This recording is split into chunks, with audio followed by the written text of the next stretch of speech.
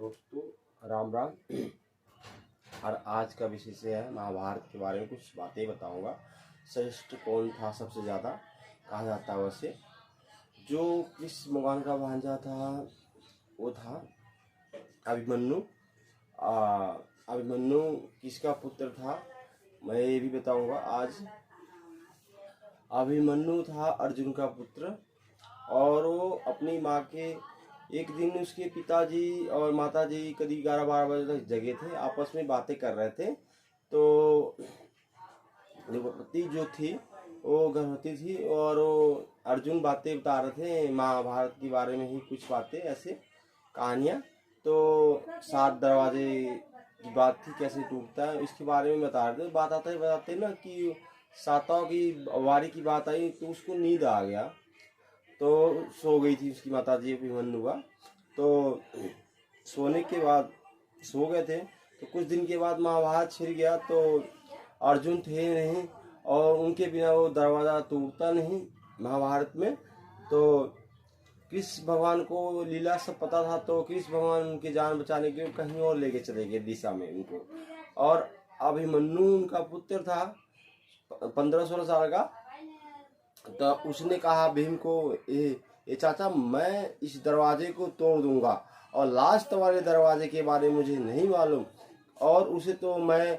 तो भीम ने कहा मैं तो अपने गदा से ही तोड़ दूंगा उसको, तुम चलो तो सही। तो ये उनकी बातें सुन के चारों चल दिए पांडव पांचों। तो अर्जुन थे वो तो चले गए, जो 4 थे वो साथ में गए और अभिमन्यु आगे आगे था और वो अभिमन्यु चक्रव्यूह में चला गया और ये जा नहीं पाए।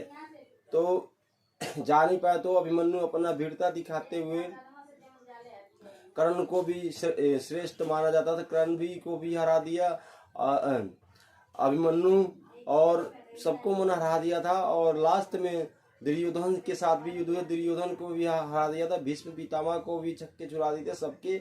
जब उसने कहा था कि मैं स्वयं कृष्ण भगवान का और भांजा हूँ, मुझे हराने के लिए आप हरा तो दोगे पर एक दिन में इतिहास रच के जा रहा हूँ, मर तो जाऊंगा पर मैं ऐसा करके जाऊंगा सृष्टि लोक पे कि लोग ऊंचा गर्व से मेरा नाम लेंगे और मैं अपने चाचा और पिता के लिए ये युद्ध लड़ रहा हूँ। और वो भी गुजर गया।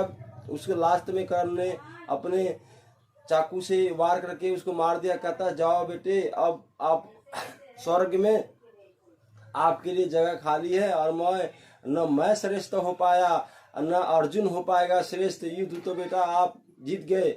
इस तरह और कान में यही बातें बोल के और उसने चाकू से वार किया और अभिमन्यु बेचारा वहीं गुजर गया। और गुजरने के बाद और अर्जुन को ही जब बात पता लगी तो अर्जुन ने अपना शपथ ले लिया कि जिसने मेरे लड़के को मारा है उसको मैं छोड़ूंगा नहीं।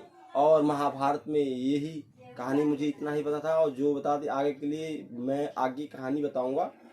और इलेक्ट्रिशियन भाई राम राम। और